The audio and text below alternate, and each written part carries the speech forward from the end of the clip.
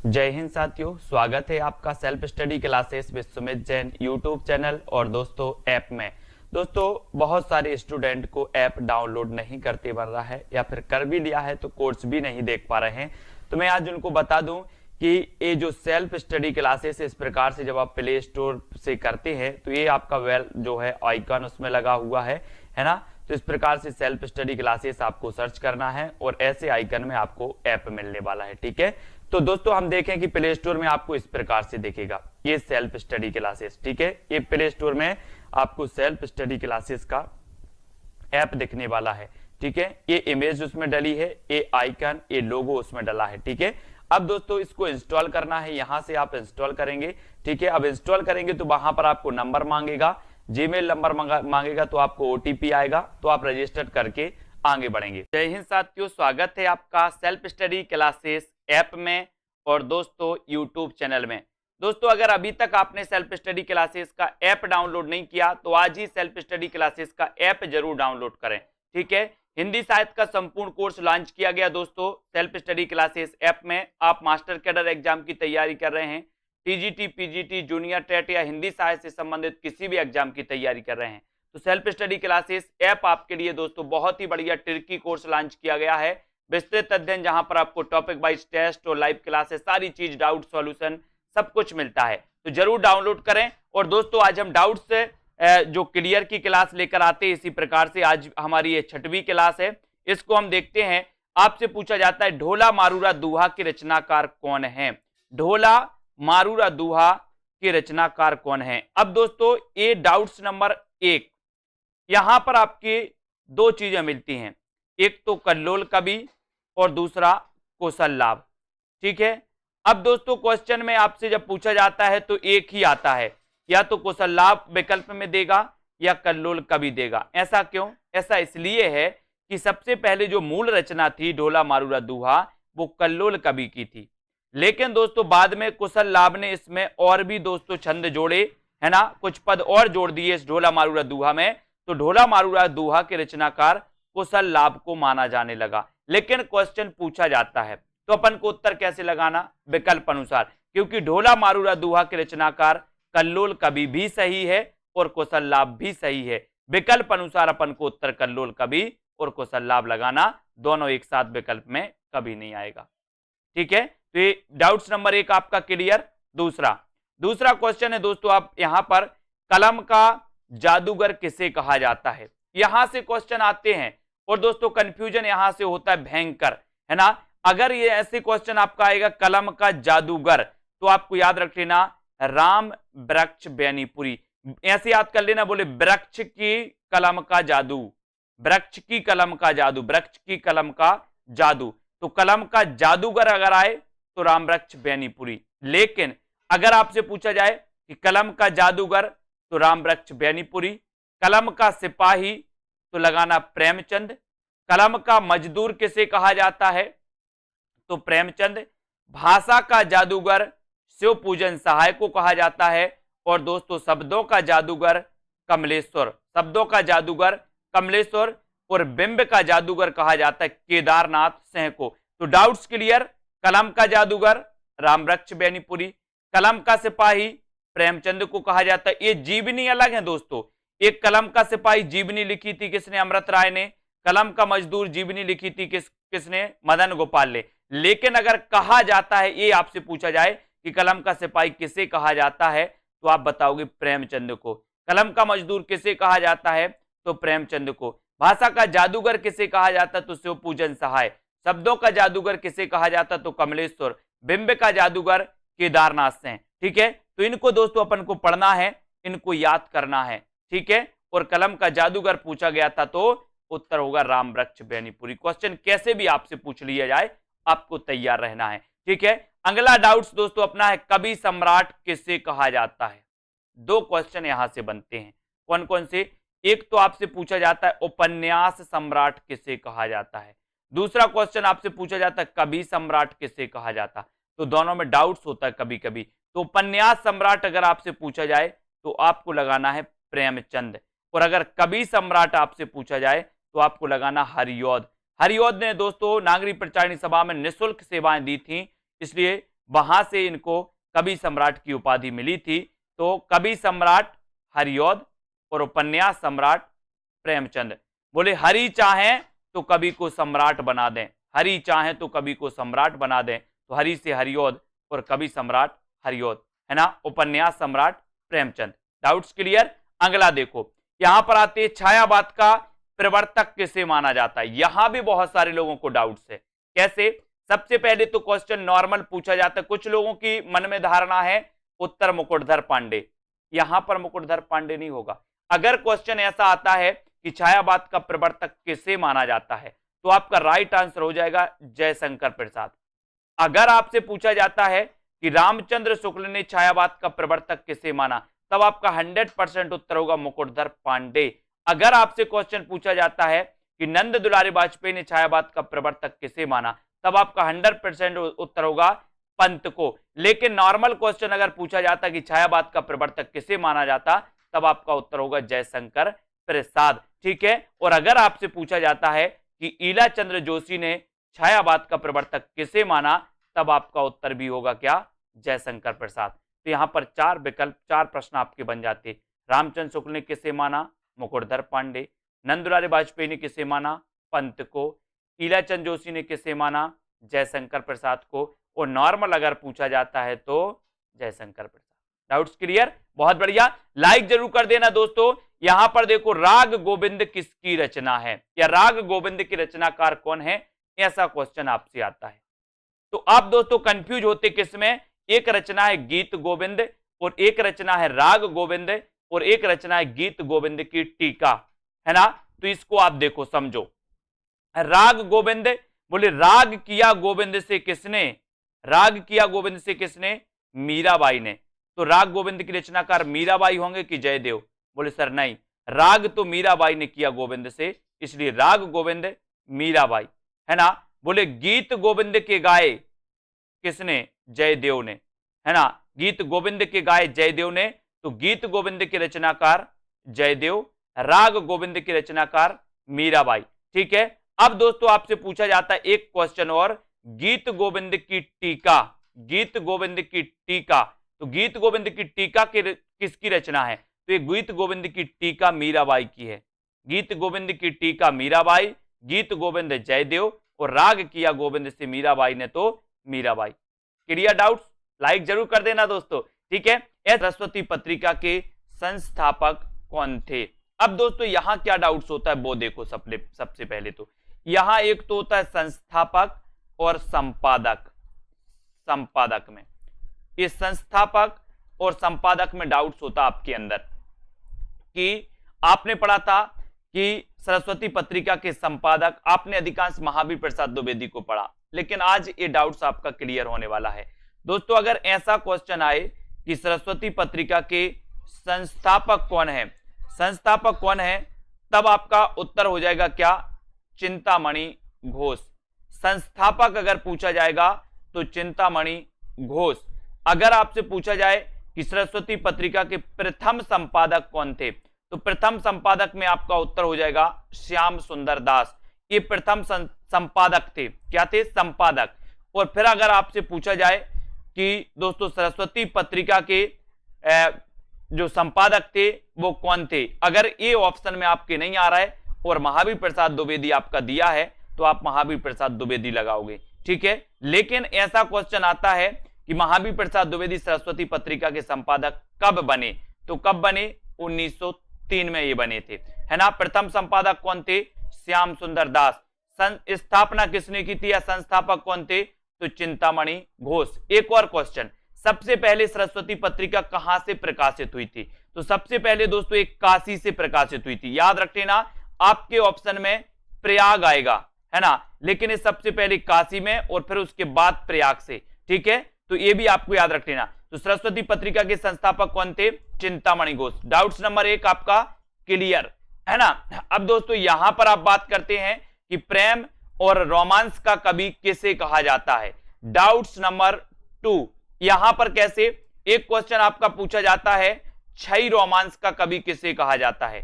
दूसरा क्वेश्चन आपका पूछा जाता है प्रेम और रोमांस का कवि किसे कहा जाता है। दोनों में डाउट्स, छई रोमांस और प्रेम और रोमांस, ठीक है, तो इसको याद रख लेना दोस्तों कि प्रेम और रोमांस, प्रेम की बात आई तो बोले हमारे अंचल में भी प्रेम किया जाता है, अंचल में, है ना। और छई रोमांस का कवि कौन है, तो छई रोमांस का कवि कौन है, बच्चन। बोले बच्चन क्या करते हैं, बच्चन से बच्चे, बच्चे क्या करते, बोले छई रोमांस करते, छई रोमांस कौन करते, बच्चन। तो बच्चन से छई रोमांस के कवि कहलाते हैं, इन्हें कहा जाता है। और प्रेम और रोमांस का कवि कहा जाता है दोस्तों रामेश्वर शुक्ल अंचल को, है ना। इन्हें प्रेम और रोमांस का कवि कहा जाता है, याद रख लेना। डाउट्स नंबर 2 आपके यहां पर क्लियर हो जाता है ना। प्रेम और रोमांस का कवि रामेश्वर शुक्ल अंचल और छई रोमांस का कवि हरिवंश राय बच्चन, ठीक है। ओके, लाइक जरूर कर देना, अपने मित्रों तक ये सीरीज को जरूर दोस्तों शेयर करें, डाउट्स वाली सीरीज। हिंदी का स्टील किसे कहा जाता है, आपसे पूछा जाता है, तो आप क्या बताओगे, हिंदी का स्टील किसे कहा जाता है, बताइए। 4 विकल्प हैं, अगर आपसे उत्तर बन रहा है तो आपको जरूर बताना है। यहां से 2 क्वेश्चन आते दोस्तों, एक तो आता है एडिशन, हिंदी का एडिशन किसे कहा जाता है, और एक आता है हिंदी का स्टील किसे कहा जाता है, दोनों में कंफ्यूजन होता है।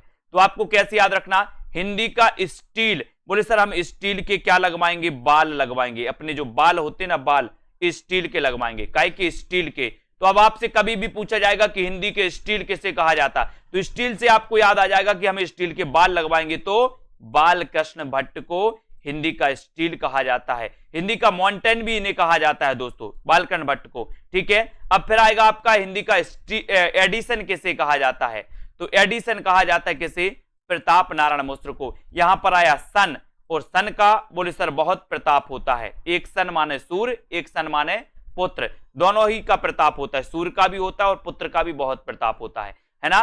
तो एडिशन किसे कहा जाता, प्रताप नारायण मिश्र को, और स्टील किसे कहा जाता, बालकृष्ण भट्ट को। भूलना नहीं है, दोनों क्वेश्चन आते हैं, ठीक है। भारतेंदु प्रगेंदु, भारतेंदु प्रगेंदु किसे कहा जाता है, क्वेश्चन आपके लिए। अब यहां पर डाउट्स कैसा बनता है, यहां पर दोस्तों भारतेंदु आ जाता है, भारतेंदु, तो लोग क्या लगा देते हैं, भारतेंदु लगा देते हैं, आओ देखा ना ताओ, और लगा दिया भारतेंदु, नहीं लगाना।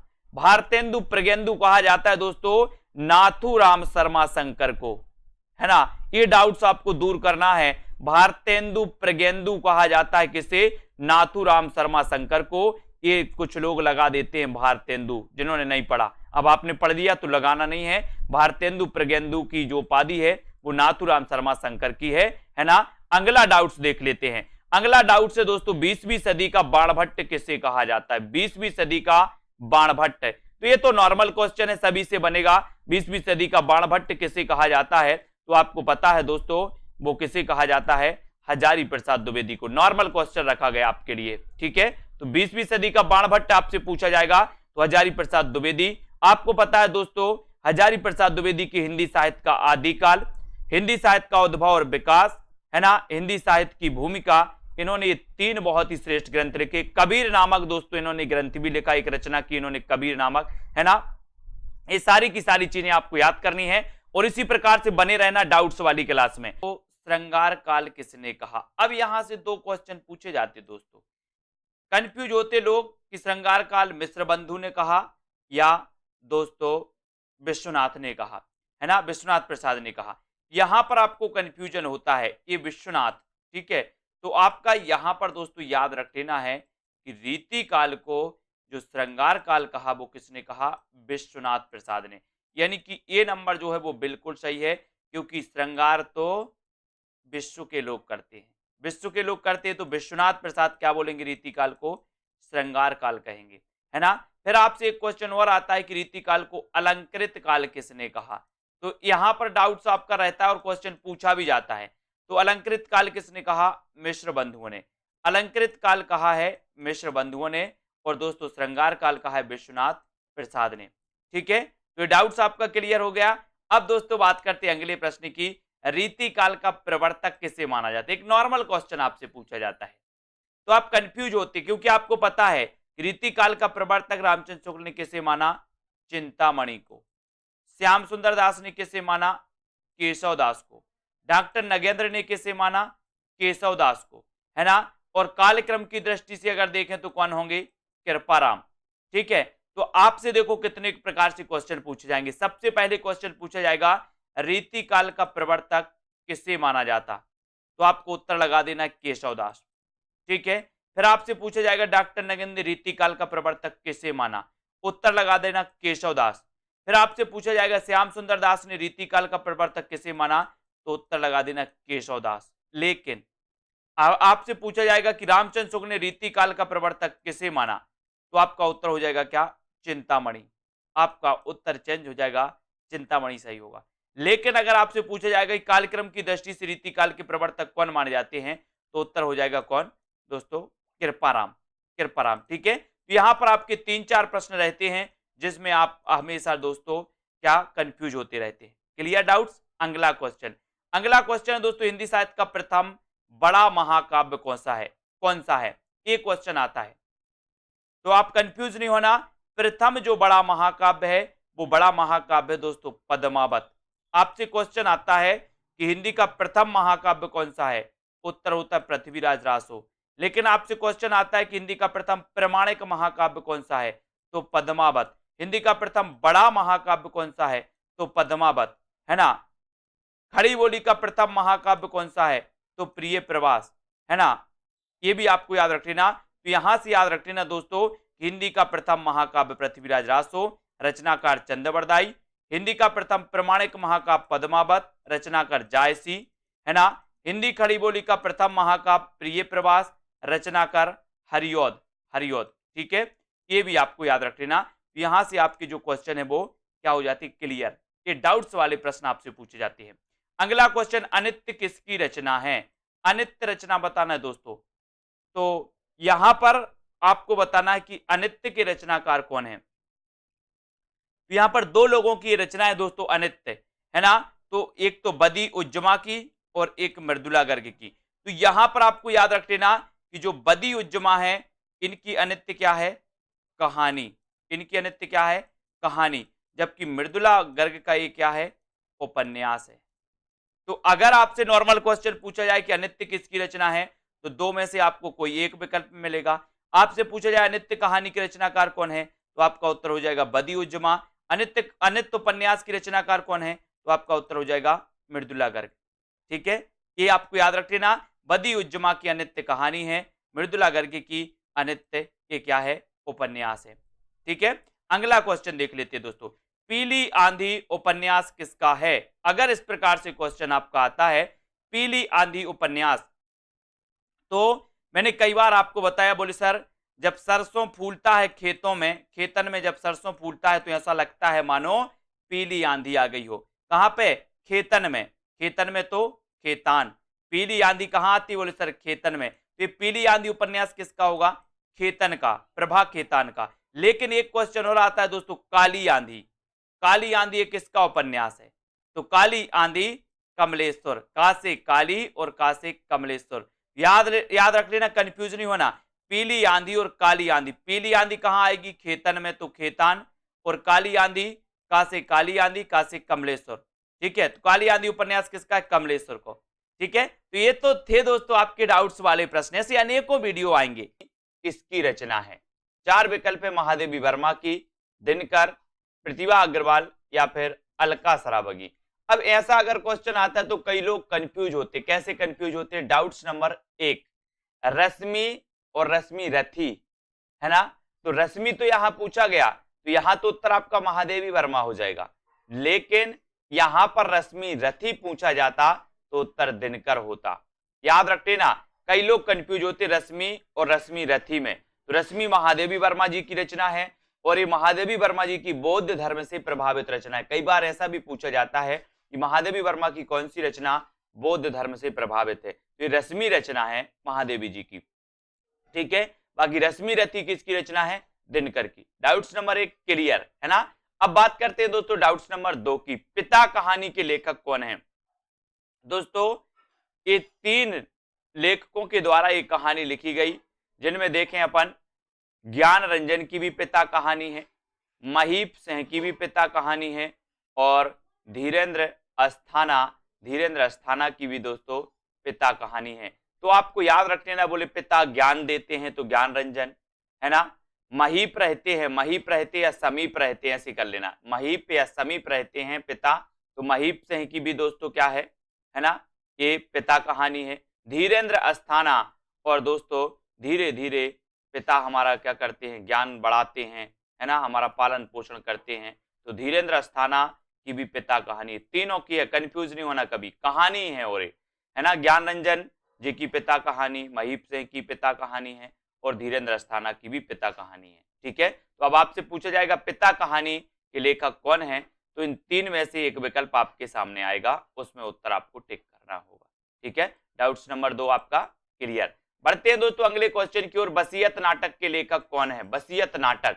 अब यहां भी दोस्तों डाउट्स आपके लिए होता है, क्योंकि ये जो वसीयत नाटक है, ये वसीयत नाटक दो लेखकों का है, एक तो भगवती चरण वर्मा और दूसरे नाग बोडस। ठीक है, तो आपसे जब पूछा जाएगा कि वसीयत नाटक के लेखक कौन है, तो या तो भगवती चरण वर्मा आपके ऑप्शन में होगा या फिर नाग बोडस आपके ऑप्शन में होगा।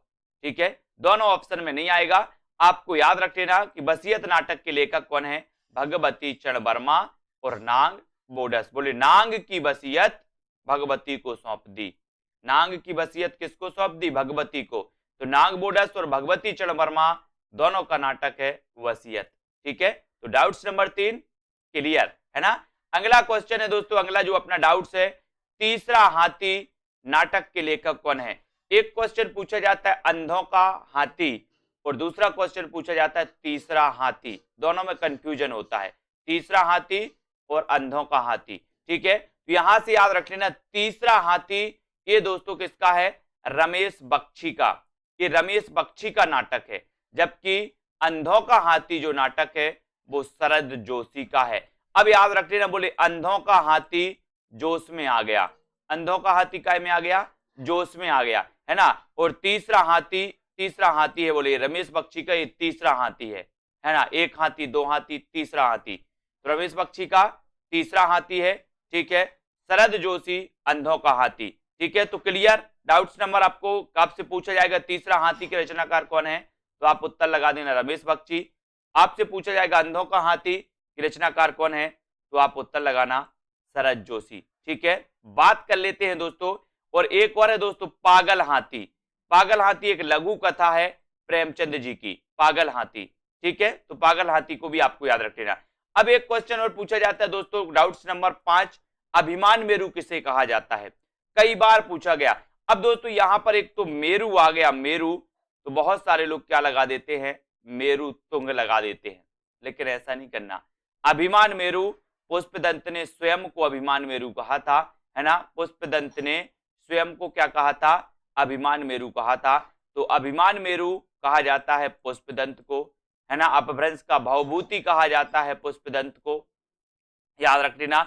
इनकी एक रचना आपने पढ़ी होगी दोस्तों, महापुराण दोस्तों, जिसमें 63 सलाका पुरुषों का वर्णन किया गया है। तो पुष्पदंत को अभिमान मेरु कहा जाता है, ना कि मेरु तुंग को। कंफ्यूज नहीं होना, यहाँ मेरु आया तो बहुत सारे, लगभग मान के चलो कि 50% लोग तो मेरु तुंग लगा कर आते, जिनको नहीं पता होता। ठीक है, तो दोस्तों इसी प्रकार से उत्तरार्ध भक्तमाल के रचनाकार कौन है। अब दोस्तों यहां पर देखो कितने डाउट्स होते हैं। आपसे एक क्वेश्चन पूछा जाता है भक्तमाल की रचनाकार कौन है, फिर पूछा जाता है उत्तरार्ध भक्तमाल के रचनाकार कौन है, फिर पूछा जाता है भक्तमाल के टीकाकार कौन है, फिर पूछा जाता है नव भक्तमाल के रचनाकार कौन है। चारों रचनाओं में आप कंफ्यूज होते हो, लेकिन याद रख लेना ये उत्तरार्ध भक्तमाल की जो रचनाकार हैं वो भारतेंदु हैं, है ना। याद रख लेना, बोले भारत में भक्तों के उत्तर देते हैं भगवान, भक्तों के उत्तर, है ना, तो भारतेंदु हो जाएगा। अगर भक्तमाल अकेला आपसे पूछा जाए तो नाभादास सही हो जाएगा। ठीक है, भक्तमाल के टीकाकार कौन है, तो उत्तर हो जाएगा क्या, प्रियादास। और आपसे पूछा जाए कि नव भक्तमाल के रचनाकार कौन है, नव भक्तमाल के, तो आप राधा चरण गोस्वामी लगा देना। ठीक है, राधा चरण गोस्वामी। तो आपके 4 प्रश्न यहां से बनते हैं, भक्तमाल के रचनाकार नाभादास, उत्तरार्ध भक्तमाल के रचनाकार भारतेंदु, है ना। फिर आपसे पूछा जाता है भक्तमाल के टीकाकार प्रियादास, नव भक्तमाल के रचनाकार कौन है, तो राधा चरण गोस्वामी। ठीक है, डाउट्स नंबर 1 क्लियर। दूसरी बात करते महापात्र किसे कहा जाता है, तो महापात्र आपको बताना है दोस्तों, निराला, नरहरि बंदीजन, रहीम या फिर विद्यापति में से। तो यहां पर जो डाउट्स नंबर आपका 2 है, क्या डाउट्स होता है, जिनने नहीं पढ़ा वो महापात्र को सीधे सीधे लगा के आते हैं क्या, निराला। लेकिन आपको पता है कि निराला को महापात्र नहीं महाप्राण कहा जाता है। महाप्राण निराला को, जबकि महापात्र कहा जाता है नर हरि बंदीजन। बोले हम हरि के, नर जो हैं वो हरि के महापात्र हैं, याद रख लेना। नर हरि बंदीजन इन्हें महापात्र कहा जाता है और निराला को कहा जाता है महाप्राण। बोले हमारा महाप्राण निराला है, हमारा महाप्राण निराला है। इस प्रकार से तो डाउट्स नंबर 2 क्लियर। बात करें 3 की, उसने कहा था कि रचनाकार कौन है, आपसे पूछा जाएगा उसने कहा था कि रचनाकार कौन है। तो ये तो सबको पता है कि सर ये जो कहानी है ये फ्लैशबैक शैली में लिखी गई कहानी है और इस कहानी के जो लेखक है वो चंद्रधर शर्मा गुलेरी है ना। उसने कहा था, बुद्धू का कांटा और सुखमय जीवन, इनकी ये 3 प्रसिद्ध कहानियां मानी जाती हैं चंद्रधर शर्मा गुलेरी की। जबकि दोस्तों उसने नहीं कहा था कि रचनाकार कौन है, शैलेश मटियानी। कभी कभी आपसे पूछा जाए उसने नहीं कहा था कि रचनाकार कौन है, तो आप कहोगे यार कि ये वो ही पूछा होगा, उसने कहा था, लेकिन ये गड़बड़ हो गया होगा, परीक्षक ने, प्रिंट करने वाले ने नहीं लिख दिया, अपन तो उत्तर सही लगाएं, है ना। तो ये उसने नहीं कहा था, ये दोस्तों रचना शैलेश मटियानी की, और तुमने कहा था एक रचना नागार्जुन की। तो 3 डाउट्स वाले क्वेश्चन, उसने कहा था चंद्रधर शर्मा गुलेरी, उसने नहीं कहा था शैलेश मटियानी, तुमने कहा था नागार्जुन। ठीक है, क्लियर। चौथा क्वेश्चन अपन देखते हैं दोस्तों, आदिकाल को चारण काल किसने कहा। कई बार क्वेश्चन पूछा जाता है और डाउट्स में बहुत सारे लोग दोस्तों क्या कर देते, गलत कर देते हैं। तो आदिकाल को चारण काल दोस्तों 2 विद्वानों ने कहा है, एक तो रामकुमार वर्मा ने और दूसरा गिरियर्सन ने। तो अब आप कंफ्यूज नहीं होना, विकल्प में एक ही आएगा, या तो रामकुमार वर्मा आपसे दिया जाएगा या फिर गिरियर्सन आपको दिया जाएगा। ठीक है, तो आदिकाल को चारण काल रामकुमार वर्मा ने भी कहा है और गिरियर्सन ने भी कहा है। ठीक है, क्लियर। आगे देखते हैं दोस्तों, चरणों में गिरे, बोले राम के चरणों में गिरे, तो राम से रामकुमार वर्मा और गिरे से गिरियर्सन, दोनों ने कहा है चारण काल, आदिकाल को। ठीक है, डाउट्स नंबर 5, जो सबसे खतरनाक क्वेश्चन है दोस्तों, है ना, ये क्वेश्चन सबसे खतरनाक है। स्वर्ण युग और स्वर्ण काल, लोग बहुत कंफ्यूज होते हैं, हम भी कंफ्यूज हो जाते हैं, है ना। तो स्वर्ण युग किसने कहा और स्वर्ण काल किसने कहा, तो यहां याद रख लेना दोस्तों, ये मैंने आपको सुधार के दिया है कि स्वर्ण युग जो कहा है वो कहा है श्याम सुंदर दास ने, और स्वर्ण काल जो कहा है वो स्वर्ण काल कहा है किसने, गिरियर्सन ने। इसको आपको याद रख लेना है। बोले स्वर्ण के काल में गिरे, स्वर्ण के काल में गिरे, ऐसे याद रख लेना आपको। स्वर्ण के काल में गिरे, तो गिरे से बनेगा गिरियर्सन स्वर्ण काल, और श्याम सुंदर स्वर्ण युग, है ना। बोले श्याम सुंदर का जो युग था वो श्याम सुंदर युग था, स्वर्ण युग था। श्याम सुंदर का युग कैसा था, सुंदर युग था। ठीक है, तो स्वर्ण युग कौन कहेगा, श्याम सुंदर दास। और क्या, स्वर्ण के काल में गिरे, स्वर्ण के काल में गिरे तो गिरियर्सन। ये डाउट्स वाला क्वेश्चन दोस्तों मैंने ये सुधार के आपको दिया है, ये वीडियो इसको देख लेना और सुधार लेना, ये बिल्कुल सही है। ठीक है, स्वर्ण युग किसने कहा, श्याम सुंदर दास ने, और स्वर्ण काल किसने कहा, गिरियर्सन ने। ठीक है, कंफ्यूज नहीं होना, वीडियो को लाइक कर देना, और दोस्तों जो भी डाउट्स लगे आप जरूर बताइएगा, उन डाउट्स को भी हम दोस्तों वीडियो में लेकर के आएंगे। जिनको भी डाउट्स जिस क्वेश्चन में लगता है जो आपको याद नहीं हो पाते हैं, या डाउट्स वाले कोई क्वेश्चन आपके हों, वो कमेंट में आप लिखिए, वीडियो में हम लेकर के आएंगे, आपको बताएंगे। ठीक है, तो वीडियो को लाइक और शेयर आपको जरूर करना है दोस्तों, और इसी प्रकार से बने रहें, लाइक शेयर करें। सेल्फ स्टडी क्लासेस के दोस्तों coaching app self study classes से जुड़ जाइए, उसको दोस्तों डाउनलोड कर लीजिए। ठीक है, तो आज के इस वीडियो के लिए बस इतना ही। जय हिंद। दोस्तों बहुत सारे स्टूडेंट को ऐप डाउनलोड नहीं करते बन रहा है, या फिर कर भी लिया है तो कोर्स भी नहीं देख पा रहे हैं। तो मैं आज उनको बता दूं कि ये जो सेल्फ स्टडी क्लासेस इस प्रकार से जब आप प्ले स्टोर से करते हैं तो ये आपका वेल जो है आइकन उसमें लगा हुआ है ना। तो इस प्रकार से सेल्फ स्टडी क्लासेस आपको सर्च करना है और ऐसे आइकन में आपको ऐप मिलने वाला है। ठीक है, तो दोस्तों हम देखें कि प्ले स्टोर में आपको इस प्रकार से दिखेगा ये सेल्फ स्टडी क्लासेस। ठीक है, ये प्ले स्टोर में आपको सेल्फ स्टडी क्लासेस का ऐप दिखने वाला है।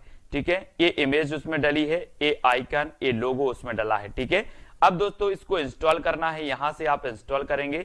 ठीक है, अब इंस्टॉल करेंगे तो वहां पर आपको नंबर मांगेगा, जीमेल नंबर मांगेगा, तो आपको ओटीपी आएगा, तो आप रजिस्टर करके आगे बढ़ेंगे।